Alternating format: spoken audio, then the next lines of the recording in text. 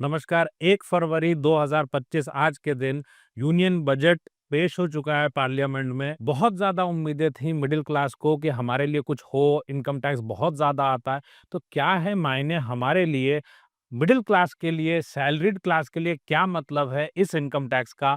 जो slabs change हुए हैं, आखिर इससे आपके जीवन में क्या फ़र्क पड़ेगा? इस बजट से आपकी लाइफ में कितने पैसे बचने वाले हैं? ये सारी चीज़ें आपके साथ इस वीडियो में शेयर करूँगा। सो वीडियो में अंत तक बने रहिएगा। नमस्कार, मैं हूँ Viplav Majumdar. I am founder of plan your world training academy. Plan your world में आप सीखते हैं कि अपना पैसा कैसे मैनेज किया जाए, क्योंकि दूसरा कोई भी व्यक्ति आपका पैसा मैनेज करने में इंटरेस्टेड होता ही नहीं। तो आइए डिटेल में समझते हैं कि इसका क्या फ़र्क पड़ेगा। मैंने इसके लिए तैयार किया स्पेशली एक कैलकुलेटर, ताकि आप देख सकें कि इस साल आपको कितना टैक्स पड़ता था आपकी इनकम पे और अगले साल आपको कितना टैक्स देना पड़ेगा। क्या फ़र्क है न्यू रिजीम में, ओल्ड रिजीम में, क्या मायने बदल गए हैं, टैक्स सेविंग का क्या मायने रह गया है। सो डिटेल में डिस्कस करने के लिए चलते हैं हम अपने कैलकुलेटर पे। अब ये कैलकुलेटर मैंने स्पेशली डिज़ाइन किया। इसमें क्या है, ये कहता है, एक तो आपके पास में ओल्ड रिजिम है, 2 सालों से इसके अंदर कोई बदलाव नहीं देखा, आज भी फाइनेंस मिनिस्टर ने कोई बदलाव नहीं किया इसके अंदर। मिडिल क्लास बहुत ज़्यादा परेशान था, हताश था। हम सभी को एक उम्मीद थी कि इनकम टैक्स में कुछ छूट दी जाएगी, तो बम्पर छूट मिली और जिसे कहते हैं छप्पर फाड़ के छूट मिली मिडिल क्लास को इनकम टैक्स में। सो क्या फ़र्क पड़ेगा ओल्ड रिजिम वालों को और बदलाव क्या आए हैं? सबसे पहला बदलाव जो आया है कि आपकी अगर इनकम पहले क्या था, 7 लाख तक की आपकी जो इनकम थी वार्षिक, न्यू टैक्स रिजिम में वो टैक्स फ्री थी। फिर भी लोग भर भर के टैक्स सेविंग इन्वेस्टमेंट करते थे, बोलते थे न्यू रिजिम में क्यों जाना, ओल्ड रिजिम में हमें टैक्स बेनिफिट मिलता है। अब क्या किया, लकीर इतनी बड़ी कर दी कि आप न्यू टैक्स रेजिम से बचेंगे कैसे? क्यों? उन्होंने कर दिया कि ओल्ड में हो तो तुम्हारा पुराना स्लैब ही लागू रहेगा। ओल्ड में हो, तुम जानो तुम्हें कैसे करना है। अगर न्यू में स्विच होते हो तो 12 लाख तक की इनकम पे आपको टैक्स जो देना होगा दैट इज शून्य, zero taxation up to 12 lakhs. क्या मतलब हुआ इसका? अगर आप ओल्ड रिजिम में थे और 12 लाख रुपए की आपकी इनकम है, 12,75,000 हमने ले ली, तो वहां पे अगर आप स्टैंडर्ड डिडक्शन के बाद सारे तरह के आप टैक्स बेनिफिट्स लेते हो, उन टैक्स बेनिफिट्स के साथ भी आपको अगर 12,75,000 की इनकम है, तो आपका टैक्स लगभग लगभग 1,11,000 के आसपास बनता था। ओल्ड रिजिम की अगर मैं बात करूं तो इट्स ऑब्सलीट। 1,11,000 का टैक्स तो आप देते ही देते थे। आपने कहा मुझे पीएफ में छूट चाहिए, मुझे इंश्योरेंस की वजह से छूट चाहिए, आपने कहा मुझे एलएसएस करना है, टैक्स सेविंग एफडी करनी है, होम लोन लेना है, सारे बेनिफिट ले लो। अब क्या हुआ, न्यू रिजीम के तहत अभी इस साल 24-25 फाइनेंशियल ईयर में क्या होने वाला है, आपकी इतने की ही अगर इनकम है तो आपका जो टैक्स बनता है वो लगभग लगभग 80,000 के आसपास का टैक्स बन जाता है। 83,200 के आसपास का आपका टैक्स बनता है। इस बजट में क्या हुआ, इस बजट में अगर आप देखिए तो आपके सामने छूट मिली है वो इस तरीके से है। ये कैलकुलेटर का लिंक भी मैं वीडियो में पेस्ट कर देने वाला हूँ। आप इसको यूज कर पाएं, आप देख पाएं कि कैसे आएगा, आप मेरी वेबसाइट से इसको ले पाएंगे। यहाँ पे अगर आप देखें तो 12,75,000 की अगर इनकम है तो आपको 75,000 का आपको डिडक्शन मिल गया।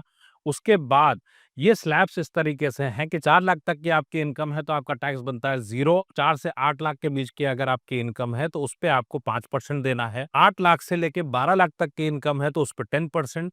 12 लाख से 16 लाख 15%, 16 लाख से 20 लाख 20%, 20 से 24 लाख की इनकम है तो उसके ऊपर आपको पड़ेगा 25% और 24 से ऊपर है तो 30%।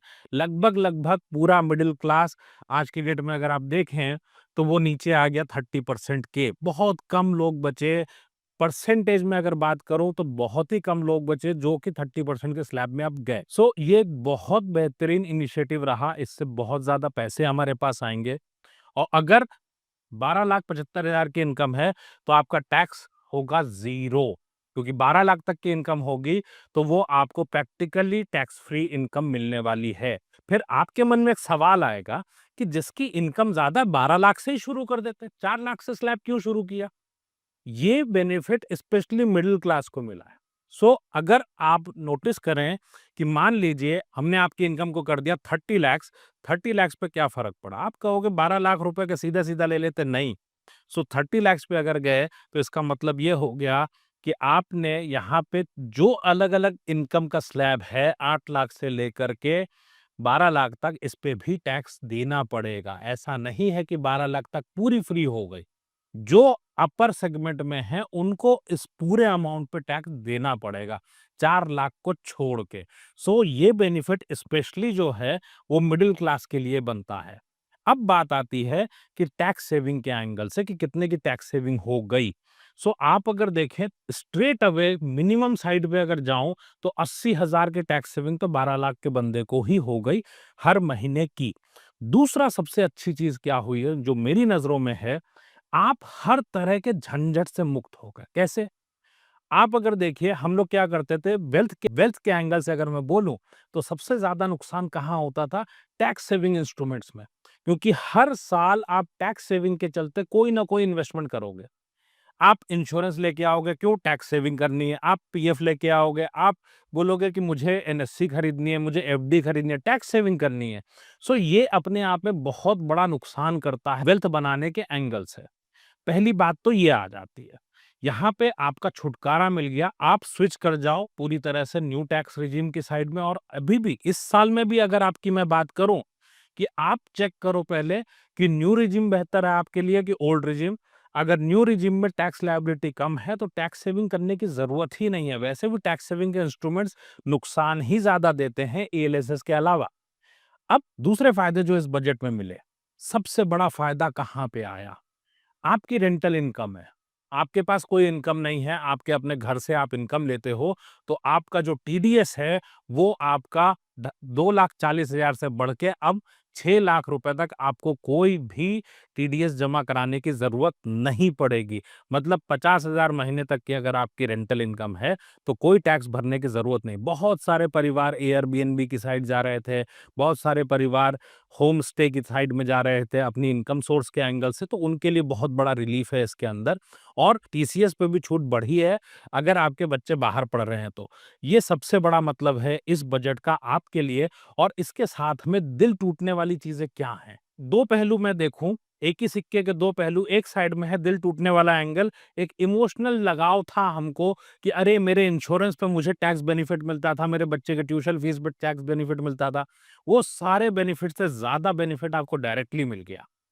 तो अब खुल के वेल्थ बनाओ। अपने इन्वेस्टमेंट को टैक्स सेविंग के नाम पे फंसाने की जगह वेल्थ को खुल करके बना सकते हो। और साथ में एक अनाउंसमेंट हुआ कि इनकम टैक्स का पूरा बिल आने वाला है नेक्स्ट वीक में। आपके लिए एक डिटेल्ड वीडियो बजट के ऊपर भी आएगी और इनकम टैक्स का बिल इंट्रोड्यूस होने पे एक डिटेल्ड वीडियो उसके ऊपर भी बनाऊंगा। सो ये वीडियो कैसी लगी मुझे कमेंट करके बताइएगा। ये कैलकुलेटर चाहे तो आप डाउनलोड कर लें मेरी वेबसाइट से। अपने इन्वेस्टमेंट्स को चेक करना हो कौन सा इन्वेस्टमेंट सही है, कौन सा गलत। Start learning now.